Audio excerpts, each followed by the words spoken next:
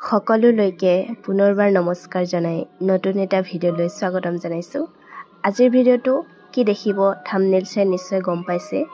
এয়া দাদাৰ বিয়াৰ সাত পুৰুষৰ পূজাৰ মুহূৰ্তখিনি আৰু আজি ইয়াৰ পৰাই ভিডিঅ'টো আৰম্ভ হ'ব। আশা কৰোঁ আপোনালোকে ভাল পাব। চাই থাকক। এয়া সাত পুৰুষৰ পূজা ৰাতিপুৱা ভাগত আৰম্ভ হৈছে আৰু এয়া পিণ্ড যেনেকৈ দান দিয়ে ঠিক তেনেকেই চাই থাকক। এই এলাহটোৱে মোক খাই দিছে দেই। এলাহৰ কাৰণে এই ভিডিঅ'টো দিবলৈ থাকি গৈছিল, ভাবিলোঁ দি দিওঁ আৰু গেলাৰীত পৰি থকাতকৈ। আৰু এইখিনি পূজাৰ একেবাৰে শেষৰ মুহূৰ্তখিনি আৰু ইয়াৰ পিছত বিয়াখন আৰম্ভ হ'ব। আপোনালোকে চাই থাকক। এয়া খানা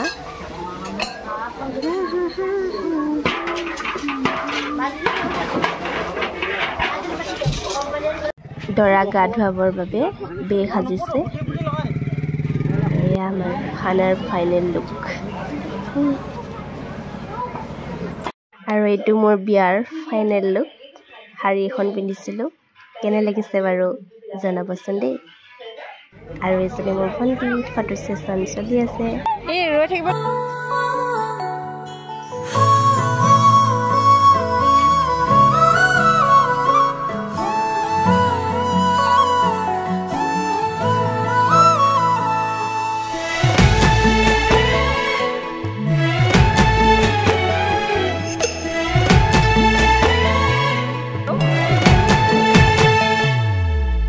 ৰাখিবনে তোমাক নালাগে খনখৰ মোৰ বুকুতে ৰাখিম উৰেটো জীৱন ভৰ। হোৱাইট কালাৰ পিন্ধি থকাজনী দৰাৰ মাক আৰু ৰেড আৰু গ্ৰীণত পিন্ধি থকাজনী মোৰ মা হয় দেই। নালাগিব ভোক টোপনি তোমাৰ নাহিলে তোমাক ওচৰ চপাই আনিম তোমাক বুকুতে লৈ শুনামি জানৰাতিৰ সুৰ।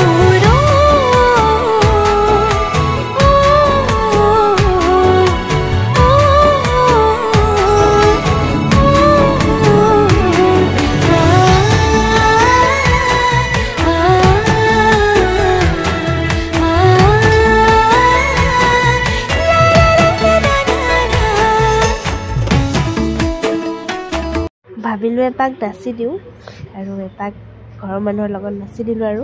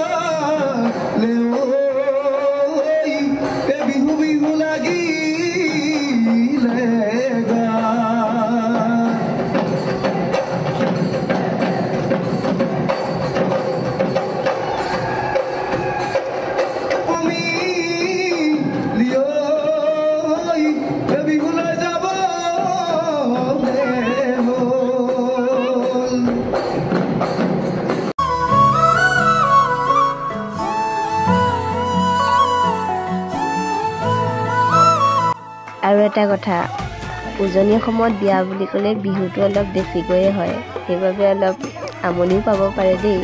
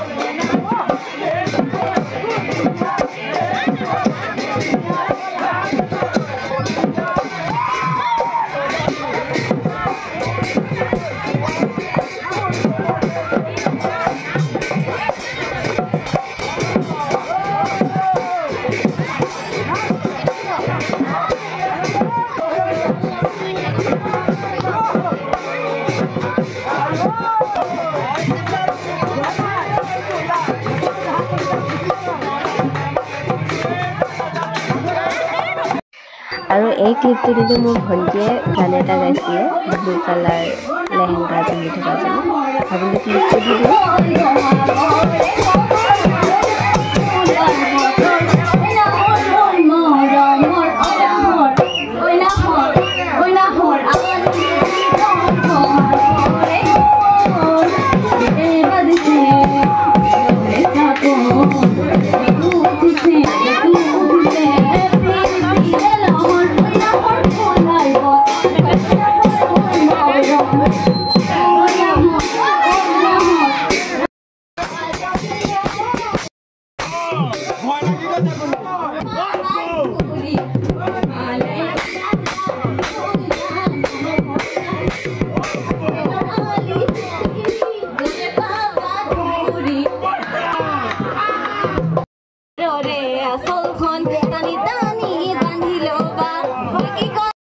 আৰু এতিয়া আমাৰ দৰা আৰু সখীক একেলগে গা ধুওৱা হ'ব মাহ হালধিৰে আৰু গা ধুওৱা সময়খিনিতে পৰিয়ালৰ মানুহে যি উপহাৰ দিব বিচাৰিছিল সেইখিনি ইয়াতে দিয়ে চাই থাকক ভিডিঅ'টো শেষলৈকে চাব স্কিপ নকৰিব এইখন এখন সম্পূৰ্ণ নিভাঁজ অসমীয়া বিয়া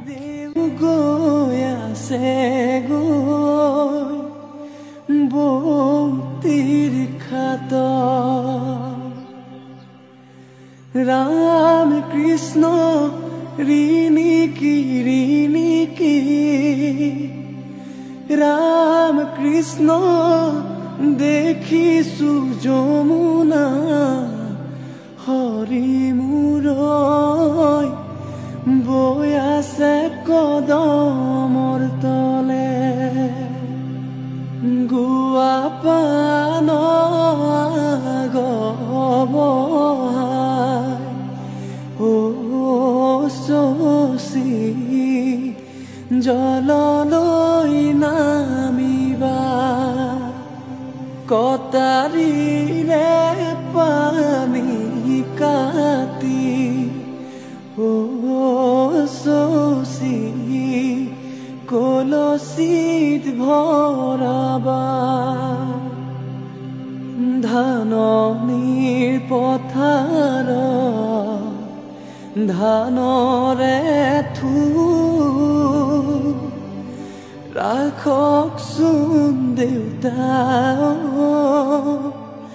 দুদিন মান মোৰ ৰাখিম কেনে কৰি আইজনী তু লোকৰ যতন কৰি লৈ যাব তো লোকৰ যতন কৰি লৈ যাব যাবৰে সময় মন্তগ পাছলৈ নাচাবা মন্তগ দুদিনৰ জীৱন্তী মন্তগ ভালে কৈ থাকিবা। অসমীয়া বিবাহ পৰম্পৰাৰ এটি নিয়ম হৈছে দয়ন দিয়া। এয়া দয়ন দিছে আৰু এই দয়ন দিয়া পৰ্বটো আজিকালিৰ বিয়াবোৰত প্ৰায় নোহোৱাৰ নিচিনা দেখিবলৈ নাপাওঁ। আৰু এয়া এখন চেলেং চাদৰেৰে আয়তীসকলে বিয়া নাম গাই দয়ন দিছে। এয়া আমাৰ সমাজত দয়ন দিয়া বুলি কোৱা হয়। আৰু যি দয়ন দিয়ে দৰাটোৱে তাৰ মুখখন দেখিব নালাগে, এইটো এটা নিয়ম আছে। এয়া চাওক দয়ন দিয়া নিয়ম। কৈৱৰ্ত সমাজৰ বিয়াত দয়ন বিয়াৰ দিনা দিয়া হয়। দৰাকো দিয়ে আৰু কইনাকো দিয়ে।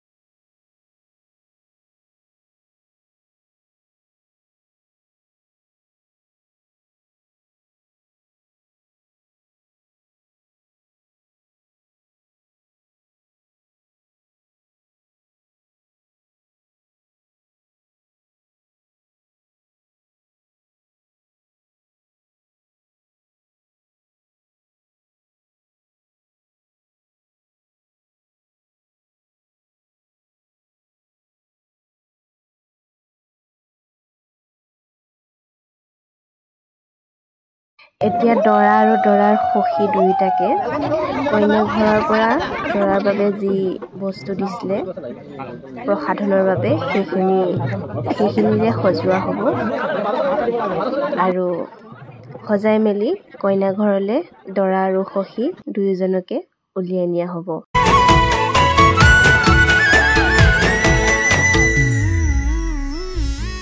অভিমান কৰিবা মনটো ভৰিব মোৰ মৰমতহে অভিমান গলিব নিজানতে বহিবা মনতে পৰিব মোৰ কথা। দয়ন দিয়াৰ পিছতে এয়া এখন চেলেং চাদৰেৰে দৰাক হাত খোজ দিবলৈ কোৱা হয়।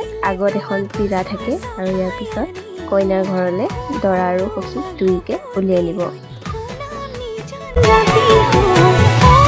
এয়া দৰা আৰু সখীৰ লগতে আমিও কইনা আনিবলৈ যাওঁ আৰু পিছৰ অংশখিনি পিছৰ এটা ভিডিঅ'ত দিম। ভিডিঅ'টো বহুত বেছি দীঘলীয়া হৈ যোৱাৰ বাবে বাকীখিনি দিব নোৱাৰিলোঁ, কইনাৰ ঘৰৰ অংশখিনি ভাবিছোঁ পিছত দি দিম। বহুত বেছি দীঘলীয়া হ'লেও বৰ পায়। আশা কৰোঁ ভিডিঅ'টো চাই ভাল পাইছে, নজনা কথা জানিব পাৰিছে আৰু পুনৰ এটা নতুন ভিডিঅ'ত লগ পোৱাৰ আশাৰে আজিলৈ বাই, ভালে থাকক। বহুত ধন্যবাদ।